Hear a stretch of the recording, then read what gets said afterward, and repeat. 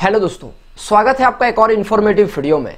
आज के वीडियो में दोस्तों हम डिस्कस करने वाले हैं कि जब भी आप कोई हेल्थ इंश्योरेंस पॉलिसी परचेस करते हैं तो हेल्थ इंश्योरेंस में एक टर्म्स होता है जिसका नाम है वेटिंग पीरियड।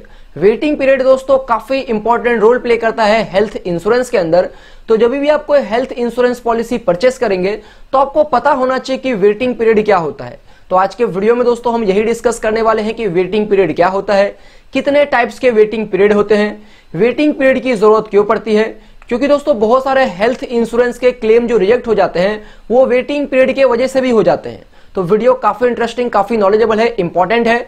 आपसे रिक्वेस्ट यह है दोस्तों कि वीडियो पूरा एंड तक देखना है ताकि कोई भी इंपॉर्टेंट पॉइंट मिस ना हो जाए। तो दोस्तों अगर आप as entrepreneur, business owner, corporate leader, student, informer, investors इस वीडियो को देख रहे हैं, वीडियो में पूरा बने रहना दोस्तों। हम लोग वीडियो को स्टार्ट करते हैं। अब दोस्तों हम सबसे पहला समझते हैं कि यह वेटिंग पीरियड होता क्या है। तो दोस्तों जब भी आप कोई हेल्थ इंश्योरेंस पॉलिसी परचेस करते हैं तो जिस दिन जिस डेट पे आप उस हेल्थ इंश्योरेंस पॉलिसी को परचेस करते हैं उसी दिन उसी डेट से आपको उस हेल्थ इंश्योरेंस का जो बेनिफिट है, जो भी मेडिकल एक्सपेंसेस है, जो भी हॉस्पिटल के एक्सपेंसेस है, वो सारे बेनिफिट आपको डे 1 से ही मिलना स्टार्ट नहीं होता है। इसके लिए आपको कुछ समय तक वेट करना पड़ता है। तो जितने समय भी आप वेट करते हैं उसी को वेटिंग पीरियड कहा जाता है।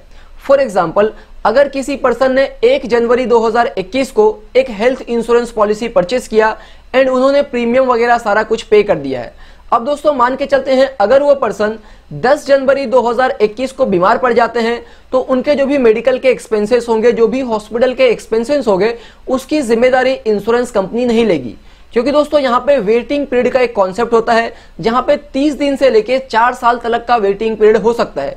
ये डिपेंड करता है कि किस टाइप की बीमारी है, किस टाइप का केस है, कौन से टाइप की पॉलिसी है, कंपनी का क्या टर्म्स एंड कंडीशंस है, जिसको हम अभी डिटेल में टाइप्स ऑफ वेटिंग पीरियड में डिस्कस करेंगे। अब दोस्तों हम डिस्कस करते हैं टाइप्स ऑफ वेटिंग पीरियड के बारे में। तो यहाँ पे दोस्तों जो सबसे पहला टाइप्स ऑफ वेटिंग पीरियड है वो है इनिशियल वेटिंग पीरियड, यानी कि शुरुआत के टाइम पे आपको कितना वेट करना पड़ता है पॉलिसी के बेनिफिट को लेने के लिए। क्योंकि दोस्तों आप जब भी कोई हेल्थ इंश्योरेंस पॉलिसी लेते हैं तो डे 1 से ही आपको उस पॉलिसी का बेनिफिट मिलना स्टार्ट नहीं होता है। शुरुआत के टाइम पे आपको कुछ समय रुकना पड़ता है, वेट करना पड़ता है, उसी को इनिशियल वेटिंग पीरियड कहते हैं। तो यहाँ पे दोस्तों आपने जिस डेट पे हेल्थ इंश्योरेंस पॉलिसी परचेस किया हुआ है उस डेट से तकरीबन 30 डेज या तो अप टू 90 डेज वेट करना पड़ता है। उसके बाद अगर आप बीमार पड़ते हैं तो जो भी हॉस्पिटल के मेडिकल के एक्सपेंसेस होते हैं उसकी जिम्मेदारी इंश्योरेंस कंपनी उठाती है।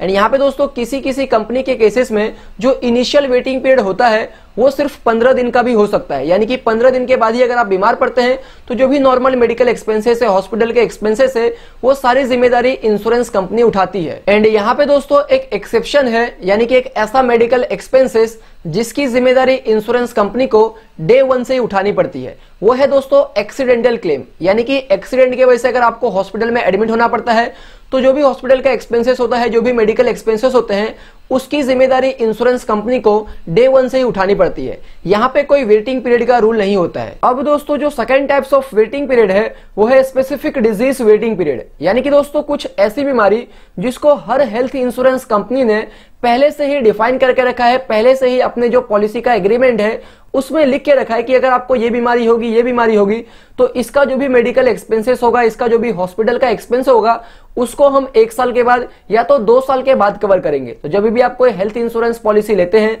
तो ये चीज को आप एडवांस में ही क्लियर कर लीजिए कि कौन सा ऐसी बीमारी है जिसको 1 साल के या तो 2 साल के बाद कवर किया जाएगा एज अ स्पेसिफिक डिजीज। अब दोस्तों यहाँ पे जो third types of waiting period है वो है pre existing disease waiting period, यानी कि दोस्तों आपको या तो आपके फैमिली मेंबर में से किसी को पहले से ही कोई बीमारी है, पहले से ही कोई डिसीजेस है एंड आप हेल्थ इंश्योरेंस पॉलिसी लेना चाहते हैं, तो जो भी बीमारी पहले से ही होती है उसको हम लोग प्री एग्जिस्टिंग डिजीज कहते हैं। तो यहाँ पे दोस्तों आपको या तो आपके फैमिली मेंबर में से किसी को पहले से ही कोई बीमारी है, पहले से ही कोई डिसीजेस है, तो ये सारी बात आपको हेल्थ इंश्योरेंस जो कंपनी है उनको क्लियर कट बता देना चाहिए।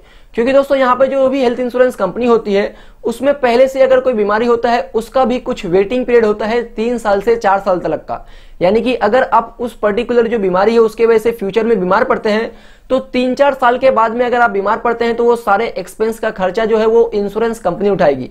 लेकिन अगर 3-4 साल से पहले आप बीमार पड़ते हैं वो स्पेसिफिक डिसीज की वजह से, तो उसका खर्चा इंश्योरेंस कंपनी नहीं उठाएगी। एंड हो सकता है अगर आपको कुछ पहले से डिसीजेस हो तो इसके लिए आपको कुछ एडिशनल प्रीमियम भी पे करना पड़ सकता है। अब दोस्तों जो fourth types of waiting period है वो है मैटरनिटी बेनिफिट वेटिंग पीरियड। यानी कि दोस्तों वुमेन के केसेस में जो भी प्रेगनेंसी रिलेटेड एक्सपेंसेस होता है, जब कोई न्यू बेबी बॉर्न होता है तो उसका खर्चा भी इंश्योरेंस कंपनी उठाती है। लेकिन यहाँ पे दोस्तों इंश्योरेंस लेने के 3-4 साल के बाद में ये बेनिफिट मिलता है। यानी कि अगर आप कोई हेल्थ इंश्योरेंस पॉलिसी परचेस करते हैं जिसमें मैटरनिटी बेनिफिट इंक्लूड है, तो 3-4 साल के बाद में जो भी प्रेगनेंसी रिलेटेड एक्सपेंसेस है उसका खर्चा इंश्योरेंस कंपनी उठाती है। लेकिन यहाँ पे दोस्तों कोई इंश्योरेंस कंपनी ऐसी भी है जहां पे जो मैटरनिटी बेनिफिट का वेटिंग पीरियड है वो 9 महीने भी होता है, लेकिन यहाँ पे आपको प्रीमियम ज्यादा पे करना पड़ता है। तो यहाँ पे दोस्तों एडवाइजेबल होता है कि जो भी न्यूली मैरिड कपल है वो जल्दी से जल्दी हेल्थ इंश्योरेंस पॉलिसी ले लेना चाहिए विथ मैटरनिटी बेनिफिट, ताकि उनको ज्यादा वेटिंग पीरियड के लिए वेट ना करना पड़े। यहाँ पे दोस्तों अगर आपको लगता है कि किसी भी स्पेसिफिक बीमारी का, स्पेसिफिक डिजीज का जो वेटिंग पीरियड है वो काफी ज्यादा है,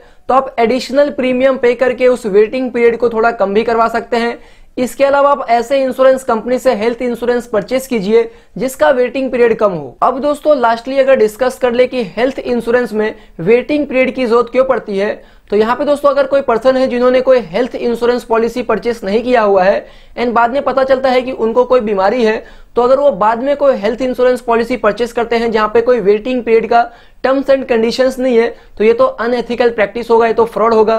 तो ये सारी चीजों को रोकने के लिए हेल्थ इंश्योरेंस में वेटिंग पीरियड की जरूरत पड़ती है। तो दोस्तों यही थी पूरी की पूरी वीडियो। उम्मीद करता हूं आपको इस वीडियो से कुछ ना कुछ वैल्यूएबल इंफॉर्मेशन जरूर मिला होगा। अगर आपको इस वीडियो से वैल्यू मिली है तो वीडियो को जरूर लाइक करना, चैनल को सब्सक्राइब करना एंड इस वीडियो को दोस्तों अपने फैमिली, फ्रेंड, रिलेटिव्स में शेयर जरूर करना जिनको हेल्थ इंश्योरेंस चाहिए उनके साथ में। एंड अगर आपका कोई डाउट्स है तो नीचे जरूर कमेंट करना। जय हिंद दोस्तों।